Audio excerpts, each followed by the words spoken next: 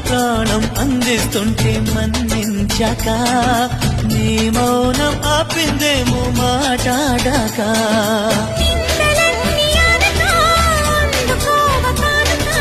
నింగి నుంచి నేరుగా జంట చేరుతారగా విచ్చేసింది అభిసారిక ఉరిమే మేఘం అప్పుడే కరిగిందా బిలిబిలి స్వరముల చెలిమిని చిలికిన కలలై కురిసిందా తెలిసి ఉరికిందా తలపులు పిలిచిన బలపిటు